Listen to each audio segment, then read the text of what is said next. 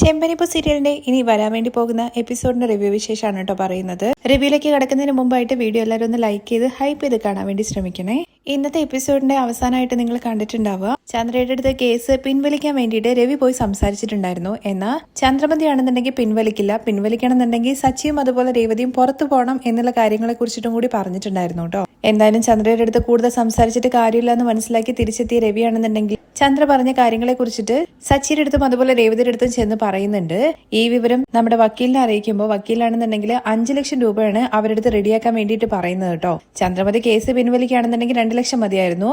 എന്നാൽ പിൻവലിക്കില്ല എന്നുള്ള കാര്യം പറഞ്ഞതുകൊണ്ട് തന്നെ 5 ലക്ഷം രൂപ വേണമെന്ന് പറയാണേ. മറ്റു മാർഗങ്ങളൊന്നും ഇല്ലാത്തത് കൊണ്ട് തന്നെ സച്ചിയും രേവതിയും കൂടി കഷ്ടപ്പെട്ട് 5 ലക്ഷം രൂപയില്ല, കുറച്ചെന്തോ കുറവുണ്ട്, പക്ഷേ വക്കീലിന്റെ അടുത്ത് അത് കൊണ്ടുപോയി കൊടുക്കുകയും പൈസ എത്തിയ ഉടനെ തന്നെ വക്കീൽ പറയുന്നുണ്ട്, നിങ്ങളുടെ അനിയന്റെ പേരിൽ ഇനി യാതൊരു കേസും ഇല്ലാത്തതുപോലെ ആയി എന്നുള്ള കാര്യം കേട്ടോ. ചന്ദ്രമതി കേസ് പിൻവലിക്കണം എന്തായാലും, അല്ലാതെ വേറൊരു ഓപ്ഷൻ ഇല്ല. ചന്ദ്രമതി ഡയറക്റ്റ് ആയിട്ട് പിൻവലിക്കില്ല എന്നുള്ള കാര്യം പറഞ്ഞതുകൊണ്ടാണ് വക്കീൽ ഇങ്ങനെ ഒരു ഓപ്ഷൻ മുന്നോട്ട് വെച്ചത്. ചന്ദ്രമതിയുടെ കാര്യമായതുകൊണ്ട് തന്നെ സച്ചിക്കും രേവതിക്കും സംശയമുണ്ട്. പക്ഷേ വക്കീല് തന്നെ വിശ്വസിച്ചിട്ട് അവിടുന്ന് പൊക്കോളാൻ വേണ്ടി പറയാണ്. വക്കീലാണെങ്കിൽ ചെറിയൊരു പണി ഒപ്പിക്കുന്നുണ്ട് കേട്ടോ. ചന്ദ്രമതി ആരാണ്, അവളുടെ വീക്ക്നെസ് എന്താണ്, ചന്ദ്രമതിയെ കുറിച്ചിട്ടുള്ള കാര്യങ്ങളൊക്കെ കൂടെയുള്ള ആളെടുത്ത് അന്വേഷിച്ചിട്ട് വരാൻ വേണ്ടിയിട്ട് പറഞ്ഞിട്ടുണ്ടായിരുന്നു. അതിൽ നിന്ന് അവർക്ക് മനസ്സിലായത് ചന്ദ്രമതി കാശ് എന്ന് പറഞ്ഞു കഴിഞ്ഞാൽ അവിടെ വീണ് കിടക്കുന്നുള്ള കാര്യം. 3 മരുമക്കളുണ്ട്, അതില് 2 പേര് പണക്കാരികളാണ്. അതുകൊണ്ട് തന്നെ അവരെ കുറിച്ചിട്ട് മാത്രമേ ചന്ദ്രമതി എപ്പോഴും സംസാരിക്കാറുള്ളൂ എന്നുള്ള കാര്യങ്ങളെ കുറിച്ചിട്ടൊക്കെ വക്കീലിന്റെ അടുത്ത് കൂടെയുള്ള ആള് അന്വേഷിച്ചിട്ട് ചന്ദ്രയെ കുറിച്ചിട്ട് പറഞ്ഞു കൊടുത്തിട്ടുണ്ടായിരുന്നു കേട്ടോ. അതുകൊണ്ട് തന്നെ ചന്ദ്രയുടെ അടുത്ത് പോയിട്ട് വക്കീല് നേരിട്ട് സംസാരിക്കുകയും ഈ കേസ് കൊടുത്തിട്ട് അവനെ ജയിലിലിട്ടിട്ട് നിങ്ങൾക്ക് എന്ത് ലാഭമാണ് കിട്ടാൻ വേണ്ടി പോകുന്നത്, അതുകൊണ്ട് തന്നെ നിങ്ങള് ഈ കേസ് പിൻവലിക്കുകയാണെന്നുണ്ടെങ്കിൽ 2 ലക്ഷം രൂപ ഞാൻ നിങ്ങൾക്ക് തരാ എന്ന് പറയാണേ.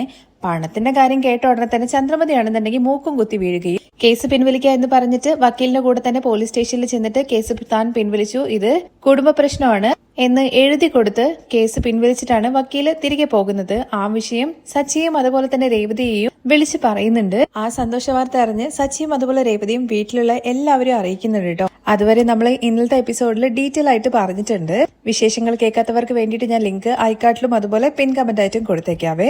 അതിനുശേഷമുള്ള വിശേഷങ്ങൾ നമുക്ക് നോക്കാം കേട്ടോ. ചന്ദ്രമതി കേസ് പിൻവലിച്ചു എന്നുള്ള കാര്യം കേട്ട ഉടനെ തന്നെ ശ്രുതിക്കാണ് കേട്ടോ അത് ഭയങ്കര ഒരു ഷോക്കായിട്ട് തോന്നുന്നത്. ശ്രുതിയാണെന്നുണ്ടെങ്കിൽ അമ്മ കേസ് പിൻവലിച്ചു എന്നോ, എങ്ങനെയെന്ന് ചോദിക്കുകയാണേ. എങ്ങനെയെന്ന് വെച്ച് കഴിഞ്ഞാല് എനിക്ക് കേസില്ല എന്നുള്ള കാര്യം എഴുതി കൊടുത്തിട്ട് പിൻവലിച്ചു, അത്ര തന്നെ. അതല്ലടാ ഞാൻ ചോദിച്ചത്, പെട്ടെന്ന് എന്താ അമ്മയ്ക്ക് ഇങ്ങനെ ഒരു മനമാറ്റം? അച്ഛാ, എല്ലാം പെട്ടെന്നാണല്ലോ നടക്കുന്നത്. അമ്മ എന്തായാലും പോലീസ് സ്റ്റേഷനിൽ പോയിട്ട് ഇത് ഞങ്ങളുടെ കുടുംബ പ്രശ്നമാണ്, എനിക്ക് കേസില്ല എന്ന് പറഞ്ഞിട്ട് എഴുതി സൈൻ ചെയ്ത് കൊടുത്തു. അതെങ്ങനെയാണ് ആന്റിയുടെ മനസ്സ് പെട്ടെന്ന് മാറിയത്? അവനെ ജയിലിലേക്ക് പറഞ്ഞയക്കാതെ ആന്റി അടങ്ങില്ല എന്നൊക്കെ പറഞ്ഞതാണല്ലോ. ഇപ്പൊ എന്തായിരിക്കും കേസ് പിൻവലിച്ച എന്നുള്ള കാര്യം ശ്രുതി ഇങ്ങനെ ആലോചിക്കുന്നുണ്ട്. അതുപോലെ ശ്രീകാന്ത് ആണെന്നുണ്ടെങ്കിൽ അതെങ്ങനെ സച്ചിയേട്ട സംഭവിച്ചത്? ഈ പ്രശ്നം കാരണമാണല്ലോ അമ്മയാണെങ്കിൽ വീട് വിട്ടു പോയത്. ഇപ്പോ അമ്മ എങ്ങനെയാണ് പെട്ടെന്ന് ഈ കേസ് പിൻവലിച്ചത്? അതിനിടയ്ക്ക് രേവതിയാണെന്നുണ്ടെങ്കിൽ പൂജാമുറിയിൽ പോയിട്ട് ദൈവത്തിന് നന്ദിയൊക്കെ പറയുന്നുണ്ട്. ശ്രീകാന്തിന്റെ സംസാരം കേട്ട വർഷയാണെന്നുണ്ടെങ്കിൽ ഞാൻ പറഞ്ഞിട്ടില്ലായിരുന്നു ശ്രീകാന്തെ, ടൈം ഹീൽസ് എവറിത്തിങ്. അത് അങ്ങനെ തന്നെ വിട്ടു കഴിഞ്ഞു കഴിഞ്ഞാല് പോകെ ദേഷ്യവും അതുപോലെ തന്നെ മറ്റ് ഇമോഷൻസ് എല്ലാം കുറയും. ആന്റിക്കും സമയമെടുത്തു, ഇപ്പൊ എന്തായാലും ആന്റിയുടെ മൈൻഡ് ചേഞ്ച് ആയി എന്നൊക്കെ പറയുന്നുണ്ട്. അതൊക്കെ ശരി തന്നെയാണ് വർഷേ, പക്ഷെ ഞാൻ പോയി സംസാരിച്ചിട്ടും അവള് പറ്റില്ല എന്നുള്ള കാര്യം പറഞ്ഞു. അവൾ എങ്ങനെയാണ് ഇപ്പൊ കേസ് പിൻവലിച്ചത്? അതാണ് എനിക്ക് മനസ്സിലാവാത്തത്. രവി പറയുന്നത് കേൾക്കുമ്പോൾ ശ്രുതിയും പറയുന്നുണ്ട്, അത് തന്നെയാണ് അങ്കിൾ ഞങ്ങൾക്ക് മനസ്സിലാവാത്തത്. ആന്റി എന്തിനായിരിക്കും കേസ് പിൻവലിച്ചത്? അതെന്താ ശ്രുതി നീ അങ്ങനെ പറഞ്ഞത്? അമ്മ കേസ് പിൻവലിക്കാൻ വേണ്ടി പാടില്ലായിരുന്നോ? എന്താ നിനക്കത് ഇഷ്ടപ്പെട്ടില്ലേ? ഞാൻ അങ്ങനെയല്ല രേവതി പറഞ്ഞത്. ആന്റി കേസ് പിൻവലിക്കില്ല എന്ന് പറഞ്ഞ് സ്ട്രോങ് തീരുമാനത്തിലായിരുന്നു. എന്നാ പെട്ടെന്ന് ആന്റി കേസ് പിൻവലിച്ചല്ലോ, അതിന്റെ റീസൺ എന്താന്നുള്ള കാര്യം ഞാൻ ആലോചിച്ചത്. ശ്രുതി, അവരും 3 മക്കളെ പ്രസവിച്ചിട്ടുണ്ടല്ലോ. ഒരുപക്ഷെ എന്റെ അമ്മയുടെ മനോവിഷമം എന്താണെന്നുള്ള കാര്യം ഒരുപക്ഷെ അമ്മയ്ക്ക് മനസ്സിലായിട്ടുണ്ടാകും. എന്തായാലും അമ്മയുടെ മനസ്സ് മാറിയത് എനിക്ക് സന്തോഷമായിട്ടുള്ള കാര്യം തന്നെയാണ്.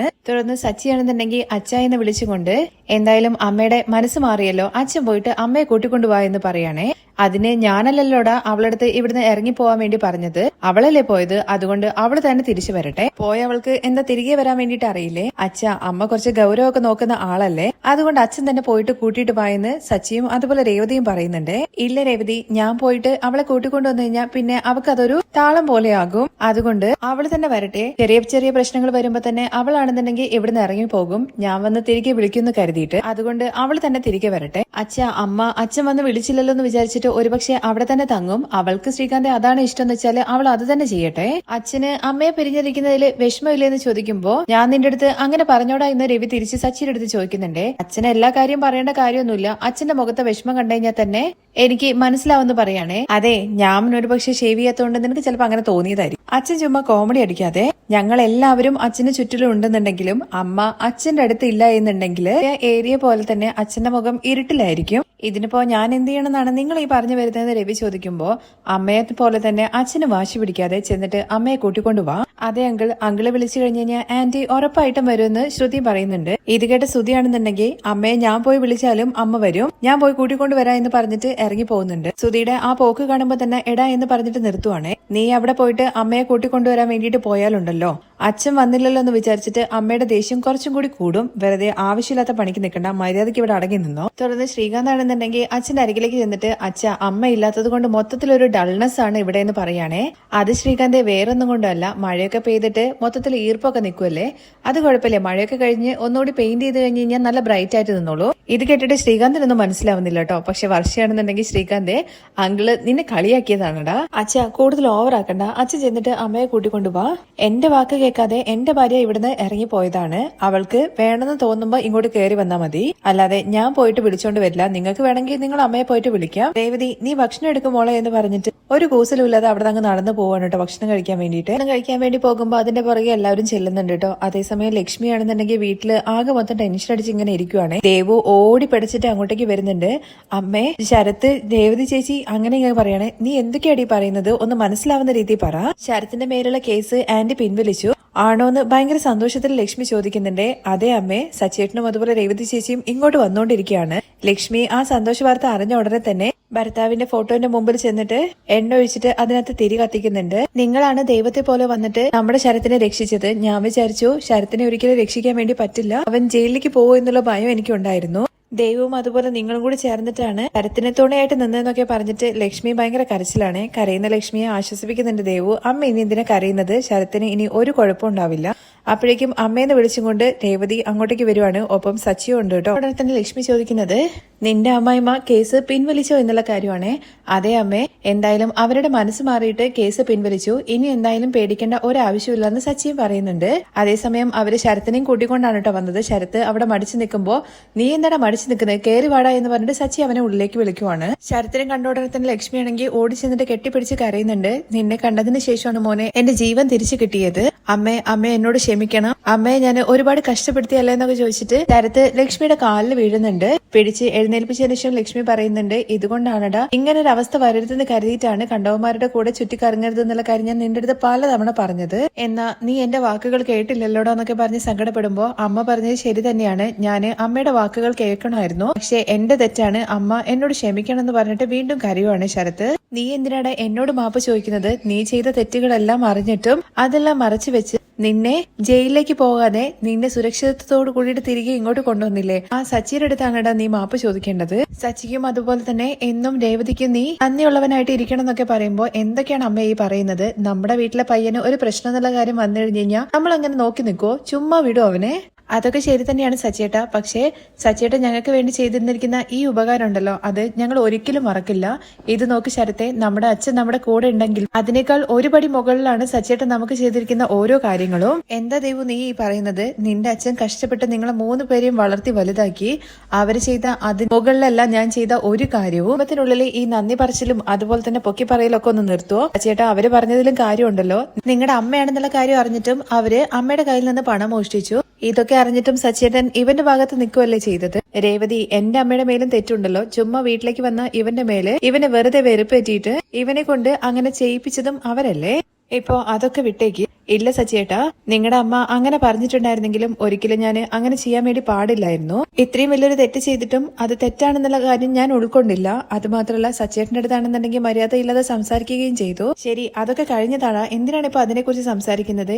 എന്റെ അനിയനാണെന്നുണ്ടെങ്കിലും എന്നെ വെറുപ്പേറ്റുന്ന രീതിയിൽ ഓരോ കാര്യങ്ങളൊക്കെ പറയും എന്ന് കരുതിയിട്ട് ഞാൻ അവനെ അങ്ങ് വിട്ടുകളയോ. എങ്കിലും സച്ചേട്ടാ, ഒരിക്കലും ഞാൻ സച്ചേട്ടന്റെ അടുത്ത് അങ്ങനെ സംസാരിക്കാൻ വേണ്ടി പാടില്ലായിരുന്നു. എന്നോട് ക്ഷമിക്കണം എന്ന് പറഞ്ഞിട്ട് സച്ചിയുടെ കാലിൽ വീഴുമ്പോഴേക്കും ശരത്തിനങ്ങ് പിടിക്കുവാണ് കേട്ടോ. സച്ചി, ഇതൊക്കെ എന്ത് ശീലാനടാ എപ്പൊ നോക്കി കഴിഞ്ഞാലും കാലിന്ന് വീഴുന്നത്. ഇത് നോക്കടാ, അച്ഛന്റെയും അമ്മയുടെയും കാലിലല്ലാതെ മറ്റൊരാളുടെ കാക്കലും നമ്മൾ വീഴാൻ വേണ്ടി പാടില്ല. തെറ്റ് ചെയ്തിട്ട് അത് തെറ്റാണെന്നുള്ള കാര്യം മനസ്സിലാവാതെ മറ്റുള്ളവരുടെ കാൽക്കല് തലയും കുനിച്ച് നിൽക്കാം. എന്നാ തെറ്റ് ചെയ്തത് തെറ്റാണെന്നുള്ള കാര്യം മനസ്സിലാക്കിയിട്ട് ആ തെറ്റ് തിരുത്താൻ വേണ്ടി നോക്കുന്ന ആളുണ്ടല്ലോ, അങ്ങനത്തെ ആളുകളെ എപ്പൊ നോക്കി കഴിഞ്ഞു കഴിഞ്ഞാലും തല ഉയർത്തിയിട്ട് ഗെറ്റപ്പോട് കൂടി നടക്കണം. മനസ്സിലായോ എന്നൊക്കെ സച്ചി ശരത്തിനടുത്ത് ഇങ്ങനെ ചോദിക്കുന്നുണ്ട്. അതേസമയം രേവതിയാണെന്നുണ്ടെങ്കിൽ ഇത് നോക്ക് ശരത്തെ, നിനക്ക് വേണ്ടിയിട്ട് സച്ചേട്ടന്റെ മൊത്തം കുടുംബത്തെ എതിർത്തിട്ടാണ് നിന്നത്. ദേവ് പറഞ്ഞതുപോലെ തന്നെ നമ്മുടെ അച്ഛന്റെ സ്ഥാനത്ത് നിന്നുകൊണ്ടാണ് സച്ചേട്ടൻ നിനക്ക് വേണ്ടിയിട്ട് ഈ കാര്യങ്ങളെല്ലാം ചെയ്തു തന്നത്. രേവതി, നീ ഇപ്പൊ എന്തിനാ ഓവർ ബിൽഡപ്പ് ഒക്കെ കൊടുക്കുന്നത്? അവൻ പഠിക്കുന്ന പയ്യനാണ്. ഈ പ്രായത്തില് അവൻ ജയിലിലേക്ക് പോയി കഴിഞ്ഞാൽ ഉണ്ടാവുന്ന അവസ്ഥ എന്താണെന്നൊക്കെ എനിക്ക് നന്നായിട്ട് അറിയാം. ശരി, അതൊക്കെ വിട്ടേക്ക്. ഈ മാപ്പ് അതുപോലെ കാല് പിടിക്കല് അങ്ങനത്തെ സംഭവങ്ങളൊന്നും വേണ്ട. നിനക്ക് എന്നോട് എന്തെങ്കിലും ചെയ്യണമെന്നുണ്ടെങ്കിൽ ഞാനൊരു കാര്യം പറയാം, അത് നീ ചെയ്യുമെന്ന് ചോദിക്കുന്നുണ്ട്. സച്ചേട്ടൻ എന്ത് പറഞ്ഞു കഴിഞ്ഞാലും ഞാൻ അത് ചെയ്യാന്ന് ശരത്തും പറയുന്നുണ്ട്. നന്നായിട്ട് പഠിച്ചിട്ട് നല്ല മാർക്കോട് കൂടി പാസ്സായിട്ട് നല്ല ജോലിക്ക് പോകണം. നല്ല രീതിയിൽ അധ്വാനിച്ചിട്ട് നല്ലവനായിട്ട് നീ ജീവിക്കണം. നീ ഇപ്പൊ നിന്റെ ചേച്ചിയുടെ കാര്യം തന്നെ എടുത്തു നോക്ക്. അവള് പാതിയിൽ പഠിപ്പ് നിർത്തി എങ്കിലും നല്ല കഷ്ടപ്പെട്ടിട്ട് അധ്വാനിച്ചിട്ടല്ലേ അവള് ജീവിക്കുന്നത്. അവള് എല്ലായിടത്തും അലഞ്ഞു തിരിഞ്ഞിട്ട് പൂ വിറ്റുകൊണ്ടിരിക്കുകയാണ്. അതില് പാതി ഉത്തരവാദിത്വം നിനക്കുണ്ടായാൽ മതി, നീ വലിയ ആളായിട്ട് വരും. ശരി സച്ചിയേട്ടാ എന്ന് ശരത്ത് പറയുന്നുണ്ട്. എടാ ശരത്തെ, സച്ചിമോൻ പറഞ്ഞത് നീയും കേട്ടില്ലേ? ഈ വീട്ടിലേക്ക് എപ്പോഴും നെടുന്തൂണായിട്ട് നിൽക്കുന്നത് സച്ചിയാണ്. ഇനി നിന്റെ ചേച്ചിയും അതുപോലെ തന്നെ സച്ചിയെയും എവിടെയും തലകുനിക്കാനുള്ള ഒരവസ്ഥ നീ ഉണ്ടാക്കരുത്. അതൊക്കെ അമ്മ അവൻ ചെയ്തോളും. എന്തായാലും നിങ്ങളുടെ മകനെ ഞാൻ തിരിച്ചു തന്നിരിക്കുന്നു. ഇനി അമ്മയുടെ വാക്കും കേട്ടിട്ട് നീ നേർമയോട് കൂടിയിട്ട് ജീവിക്കണം എന്നുള്ള കാര്യം ശരത്തിനടുത്ത് പറയുമ്പോൾ ശരി സച്ചിയേട്ടാ എന്ന് അതിനും മറുപടി കൊടുക്കുന്നുണ്ട് കേട്ടോ ശരത്ത്. സച്ചി, എന്തൊക്കെയാണെന്നുണ്ടെങ്കിലും നിന്റെ അമ്മയുടെ അടുത്ത് ഇവ മോഷ്ടിച്ചത് തെറ്റ് തന്നെയാണ്. ഇപ്പൊ അതിന്റെ പേരില് നിന്റെ അമ്മ വീട്ടിലില്ല എന്നുള്ള കാര്യത്തെക്കുറിച്ച് അറിഞ്ഞു. അതേ അമ്മേ, ഇപ്പോ ബാമാൻഡിന്റെ വീട്ടിലാണ് അമ്മ ഉള്ളത്. ഇവൻ തെറ്റ് ചെയ്തതിന് എന്തിനാണ് ചന്ദ്ര വീട് വിട്ട് പോയിരിക്കുന്നത്? എന്തായാലും ആ ഒരു അവസ്ഥ ഉണ്ടാവാൻ വേണ്ടി പാടില്ല. എനിക്ക് അവരടുത്ത് പോയിട്ട് മാപ്പ് ചോദിക്കണം, അവരടുത്ത് സംസാരിക്കണം എന്നൊക്കെ ലക്ഷ്മി പറയുന്നുണ്ട്. ഇത് നോക്ക് അമ്മേ, ചുമ്മാ നമ്മൾ അവരടുത്ത് പോയി കഴിഞ്ഞു കഴിഞ്ഞാൽ വെറുതെ മയക്ക് പിടിച്ചും കണ്ട് പ്രസംഗിക്കുന്നത് പോലെ ഓരോ കാര്യങ്ങൾ പറഞ്ഞുകൊണ്ടിരിക്കും. അല്ലെങ്കിൽ നിങ്ങളുടെ തലയിൽ ഭരതനാട്യം കുച്ചിപ്പുടി എല്ലാം ആടും. അതിന്റെയൊക്കെ വല്ല ആവശ്യമുണ്ടോ? അല്ല സച്ചിമോനെ, എന്തായാലും എനിക്ക് അവരടുത്ത് സംസാരിക്കണം. കേസാണെന്നുണ്ടെങ്കിൽ പിൻവലിച്ചല്ലോ, അതിന് നന്ദിയും പറയണം. അതുപോലെ തന്നെ രേവതിയും പറയുന്നുണ്ട് നമുക്ക് പോയിട്ട് അമ്മയുടെ അടുത്ത് സംസാരിക്കാൻ സച്ചേട്ടാ എന്ന്. സച്ചിക്ക് മടിയുണ്ട്, കാരണം എന്തൊക്കെ കേസ് പിൻവലിച്ചു എന്നൊക്കെ പറഞ്ഞു കഴിഞ്ഞാലും ചന്ദ്രമതിയുടെ സ്വഭാവത്തിൽ വലിയ മാറ്റമൊന്നും ഉണ്ടാവില്ലല്ലോ. കുറെ കാലങ്ങളായിട്ട് സച്ചി കാണുന്നതാണല്ലോ. അതുകൊണ്ട് തന്നെ അവരിങ്ങനെ നിർബന്ധിക്കുന്ന സ്ഥിതിക്ക് ശരി എന്നാ പോവാന്നുള്ളൊരു വട്ടില് എല്ലാവരും കൂടി അവിടുന്ന് ഇറങ്ങുന്നുണ്ട്. വീട്ടിൽ നിന്ന് ഇറങ്ങുവാണ്. അത് കഴിഞ്ഞ് കാണിക്കുന്നത് ആന്റണിയാണ് കേട്ടോ. ആന്റണി ഇങ്ങനെ പറയുന്നുണ്ട് 1 വർഷമെങ്കിലും അവനെ ജയിലിൽ കിടത്താൻ എന്നുള്ള കാര്യം വിചാരിച്ചതാണ്, പക്ഷെ അത് മിസ്സായല്ലോ എന്ന് ചോദിക്കുവാണേ. എന്തുകൊണ്ടായിരിക്കും അവന്റെ പേരിൽ കേസ് എടുക്കാണ്ടിരുന്നതെന്ന് ആ കൂട്ടത്തിൽ ഒരാൾ ചോദിക്കുമ്പോൾ അവർക്ക് പരാതിയില്ല എന്നുള്ള കാര്യം എഴുതി കൊടുത്തു, അതുകൊണ്ടാണ് കേസ് പിൻവലിച്ചത്. അവൻ 1 വർഷം ജയിലിലൊക്കെ പോയി കഴിഞ്ഞു കഴിഞ്ഞാൽ തിരികെ നമ്മളടുത്തേക്ക് വരും എന്നുള്ള കാര്യമല്ലേ വിചാരിച്ചത്. പക്ഷെ എല്ലാം ആന്റണി ചേട്ടാ ഇങ്ങനെ ആയല്ലോ എന്നൊക്കെ ചോദിക്കുന്നുണ്ട്. ആ സച്ചി എന്തെങ്കിലും ചെയ്തിട്ടുണ്ടാകും. അവനെയും അവന്റെ ഭാര്യയെയും വീട്ടിൽ നിന്ന് എന്നേക്കുമായി പുറത്താക്കാന്ന് വിചാരിച്ചു. ശരത്തിനെ 1 വർഷത്തേക്കെങ്കിലും ജയിലിൽ അടയ്ക്കാന്ന് വിചാരിച്ചു. പക്ഷെ ഒന്നും നടക്കാതെ പോയല്ലോ എന്നുള്ള ഭയങ്കര ദേഷ്യത്തിലാണ് കേട്ടോ ആന്റണി ഉള്ളത്. എന്തായാലും ഇതിങ്ങനെ പോകട്ടെ. അവൻ ജീവിതത്തിൽ എന്തായാലും തെറ്റ് ചെയ്യാതിരിക്കുന്നില്ലല്ലോ. എന്തെങ്കിലും ഒരു തെറ്റ് ചെയ്യും, ഇല്ലെങ്കിൽ ഞാൻ അവനെ കൊണ്ട് തെറ്റ് ചെയ്യിപ്പിക്കും. അവനെ ഞാൻ എന്തായാലും ഒരു ദിവസം ജയിലിൽ കയറ്റും. അങ്ങനെ ഇവര് സംസാരിക്കുന്നതിന്റെ ഇടയ്ക്കുണ്ട് പ്രവീൺ ആണെന്നുണ്ടെങ്കിൽ പുറത്തേക്ക് ഇറങ്ങി വരുന്നേ. അവനെ കണ്ടോടെ തന്നെ ആന്റണി ചോദിക്കുന്നുണ്ട്, നീ എന്തിനാടാ ഇപ്പൊ പുറത്തേക്ക് വന്നത്? കയറി ഉള്ളിൽ പോടാ. ശ്രുതിയെങ്ങാനും നിന്നെ കണ്ടോണ്ട് വന്നിട്ടുണ്ടെങ്കിലുണ്ടല്ലോ പദ്ധതി എല്ലാം പൊളിയും. എത്രയെന്ന് വിചാരിച്ചിട്ടാണ് ഉള്ളിൽ ഇങ്ങനെ കഴിയുന്നത്? ഞാൻ പുറത്ത് പോയിട്ട് ഒരു സിനിമയൊക്കെ കണ്ടിട്ട് കുറച്ച് വെള്ളമൊഴിച്ചിട്ടൊക്കെ വരാന്ന് പറയുന്നുണ്ട്. ശ്രുതി പണം തരട്ടെ, അത് കഴിഞ്ഞ് കഴിഞ്ഞാൽ നിന്നെ ഞാൻ ഇവിടുന്ന് പറഞ്ഞയച്ചോളാം. അവള് ശരിക്കും ഭയങ്കര ക്രിമിനൽ മൈൻഡ് ഉള്ളവളാണ്. അവൾ അങ്ങനെയൊന്നും പണം തരില്ല. എന്നെ തന്നെ നിങ്ങളുടെ മുമ്പിൽ കൊണ്ടിട്ടിട്ട് അവള് രക്ഷപ്പെട്ടില്ലെന്ന് ചോദിക്കുമ്പോ നിന്നെ പോലെയൊന്നും അല്ല ഞാന്. അവളെ എങ്ങനെ ഭയപ്പെടുത്തേണ്ടതെന്നും എങ്ങനെ പൈസ വരുത്തേണ്ടതെന്നുള്ള കാര്യം എനിക്ക് നന്നായിട്ട് അറിയാന്നൊക്കെ ഇങ്ങനെ പറഞ്ഞുകൊണ്ടിരിക്കുകയാണ് കേട്ടോ ആന്റണി. അതേസമയം ശ്രുതിയാണെന്നുണ്ടെങ്കിൽ മീരയുടെ വീട്ടിലേക്ക് ചെല്ലുവാണ്. മീരയുടെ അടുത്ത് ചന്ദ്ര കേസ് പിൻവലിച്ച കാര്യങ്ങളെ കുറിച്ചൊക്കെ പറയുന്നത് കേൾക്കുമ്പോൾ മീര ചോദിക്കുന്നുണ്ട്, നീ പറയുന്നത് സത്യം തന്നെയാണോ? അവരെ കേസ് പിൻവലിച്ചോ എന്നുള്ള കാര്യം? അത് ശരിയാണടി. അവരുടെ ദേഷ്യം കണ്ടപ്പോ ഞാൻ വിചാരിച്ചു അവനെ ജയിലിൽ ഇടാതെ അവരെ അടങ്ങില്ല എന്നുള്ള കാര്യം. എന്നാ ഇപ്പൊ കേസ് പിൻവലിക്കുകയാണെന്നുള്ള കാര്യം എഴുതി കൊടുത്തു. എനിക്ക് ഒന്നും മനസ്സിലാവുന്നില്ല എന്നൊക്കെ ശ്രുതി പറയുമ്പോൾ ഒരുപക്ഷെ സച്ചിയും അതുപോലെ രേവതിയും കൂടി ചേർന്നിട്ട് എന്തെങ്കിലും പ്ലാൻ ചെയ്തിട്ടുണ്ടാവോ? ഇല്ല, അങ്ങനെ നടന്നതുപോലെ എനിക്ക് തോന്നിയില്ല. അവര് പറഞ്ഞു കഴിഞ്ഞു കഴിഞ്ഞാലൊന്നും ഒരിക്കലും ആന്റി കേൾക്കില്ല. അത് മാത്രമല്ല ഈ ന്യൂസ് കേട്ടപ്പോ അവര് തന്നെ ഭയങ്കര സർപ്രൈസിംഗ് ആയിരുന്നു. ഒരുപക്ഷെ ശ്രുതി നിന്റെ അമ്മായിമ്മയ്ക്ക് എന്തെങ്കിലും മനമാറ്റം വന്നതാണെന്നുണ്ടെങ്കിലോ, അവൻ ചെറിയ പയ്യനല്ലേ, ഇനി കേസിനൊക്കെ പോയി കഴിഞ്ഞു കഴിഞ്ഞാൽ അവന്റെ ഭാവി തൊലഞ്ഞു പോയാലോ എന്ന് വിചാരിച്ചിട്ട് അവര് തന്നെ കേസ് പിൻവലിച്ചതാണെങ്കിലോ? ആര്? ആന്റിയോ? ഒന്ന് പോടി അവിടുന്ന്. അവരൊരിക്കലും അങ്ങനെ ചെയ്യില്ല. രേവതിയുടെ കുടുംബത്തിന് മുമ്പിൽ ഒരിക്കലും അവരങ്ങനെ താഴ്ന്നു കൊടുക്കില്ല. രേവതിയുടെ അനിയനെ മാത്രമല്ല, അവരാണെന്നുണ്ടെങ്കിൽ രേവതിയുടെ മൊത്തം കുടുംബത്തെയും എങ്ങനെയാണ് ജയിലിലിടാൻ വേണ്ടി പറ്റുക എന്നുള്ള കാര്യത്തെക്കുറിച്ച് നോക്കുള്ളൂ. ഇതിൽ വേറെന്തോ മീരെ നടന്നിട്ടുണ്ട്. എന്തായാലും അവർ കേസ് പിൻവലിക്കണമെന്നുണ്ടെങ്കിൽ രണ്ട് സാധ്യതകൾ മാത്രമേ ഉള്ളൂ. ഒന്നെങ്കിൽ അവർ എന്തെങ്കിലും ഒരു കാര്യത്തെ ഭയന്നിട്ട് പോയിട്ട് കേസ് പിൻവലിച്ചിട്ടുണ്ടാകും, ഇല്ലെങ്കിൽ അവർ കേസ് പിൻവലിക്കുന്നതുകൊണ്ട് അവർക്ക് എന്തെങ്കിലും ഒരു നല്ലത് നടന്നിട്ടുണ്ടാകും. റീസൺ അല്ലാതെ ഒരിക്കലും അവര് കേസ് പിൻവലിക്കില്ല. അതിന്റെ റീസൺ എന്താന്നുള്ള കാര്യം നിനക്ക് പോയി ചോദിച്ചൂടെ എന്നുള്ള കാര്യം മീര ചോദിക്കുന്നുണ്ടേ. ഞാൻ ചോദിച്ചു കഴിഞ്ഞാലും അവര് പറയുന്നു തോന്നുന്നുണ്ടോടി നിനക്ക്? എന്തായാലും ശ്രുതി, നീ ഇത്രയും വലിയൊരു പ്ലാൻ ഉണ്ടാക്കിയല്ലോ, അതെല്ലാം ഒറ്റ നിമിഷം കൊണ്ട് ഭൂം എന്ന് പറഞ്ഞ് പൊട്ടി തകർന്നത് പോലെ ആയിപ്പോയി. നീ വിചാരിച്ചതുപോലെയാണെന്നുണ്ടെങ്കിൽ സച്ചിൻ രേവതിയും പുറത്തേക്ക് പോയതുമില്ല.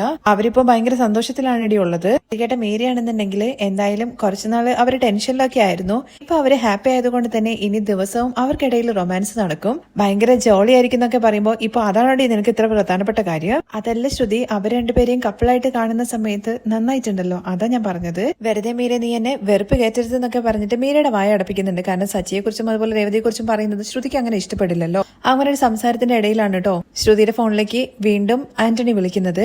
ആന്റണിയുടെ കോൾ ആണെന്നുള്ള കാര്യം മീരയെ അറിയിക്കുമ്പോഴേക്കും മീര പറയുന്നുണ്ട്, ഒരുപക്ഷെ ആ ദാസ് വടിയായിട്ടുണ്ടാവോ എന്നുള്ള കാര്യം, നീ നിന്നെ നാവച്ചിട്ട് ചുമ്മാതിരിക്കടി എന്ന് പറഞ്ഞിട്ട് ആന്റണിയുടെ കോള് അറ്റൻഡ് ചെയ്യാണ് കേട്ടോ ശ്രുതി. എന്താ ആന്റണി, എന്താ കാര്യം എന്ന് ഫോൺ എടുത്ത ഉടനെ തന്നെ ചോദിക്കുമ്പോ എന്താ ശ്രുതി ഒന്നും അറിയാത്തതുപോലെ സംസാരിക്കുന്നത്? ഞാൻ ചോദിച്ച പണത്തിന്റെ കാര്യം എന്തായി?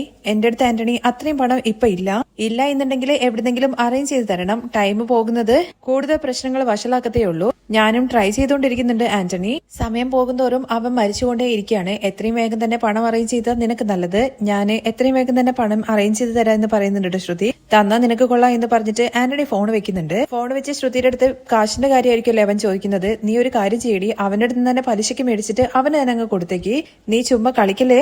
വീഡിയോ എടുത്ത് കൊടുത്തു കഴിഞ്ഞാൽ ദാസിന്റെ ശല്യം ഒഴിഞ്ഞു കിട്ടുമെന്ന് വിചാരിച്ചു. അതോടുകൂടിയിട്ട് സച്ചിൻ രേവതിയും പുറത്തു പോകുമെന്ന് വിചാരിച്ചു. എന്നാ ഇപ്പൊ രണ്ടും എനിക്ക് എതിരെ തിരിഞ്ഞു നിൽക്കുകയാണ്. ഈ ആന്റണിക്കാണെന്നുണ്ടെങ്കിൽ ദാസിന് 4 കൂടി കൊടുത്തിട്ട് മുകളിലേക്ക് ടിക്കറ്റ് എടുക്കാമായിരുന്നു എന്ന് പറയുമ്പോ നീ എന്താടി തമാശ പറയാണോ? എന്നെ ജയിലിലേക്ക് അയക്കാനാണോ നിന്റെ പരിപാടി? ഓ അങ്ങനെയൊന്നും ഉണ്ടല്ലേ. ഇപ്പൊ പണത്തിന് വേണ്ടിയിട്ട് നീ എന്താ ശ്രുതി ചെയ്യാൻ വേണ്ടി പോകുന്നത്? എന്താ ചെയ്യേണ്ടെന്നുള്ള കാര്യം എനിക്ക് അറിയില്ല. ശ്രുതിയുടെ അടുത്താണെന്നുണ്ടെങ്കിൽ ഇപ്പൊ പണം ചോദിക്കാനും പറ്റില്ല. എന്താ ചെയ്യേണ്ടെന്നുള്ള കാര്യം ഒന്ന് ആലോചിക്കണം. അങ്ങനെ മൊത്തത്തിൽ പ്രശ്നങ്ങൾ ശ്രുതിക്ക് നേരെ തിരിഞ്ഞു നിൽക്കുന്ന ഒരു സിറ്റുവേഷൻ ആണ് കേട്ടോ ഇപ്പോൾ ഉള്ളത്. ബാക്കി വിശേഷങ്ങൾ കേൾക്കാൻ താല്പര്യം ഉണ്ടെന്നുണ്ടെങ്കിൽ നെക്സ്റ്റ് എപ്പിസോഡിൽ കമന്റ് ചെയ്യണേ.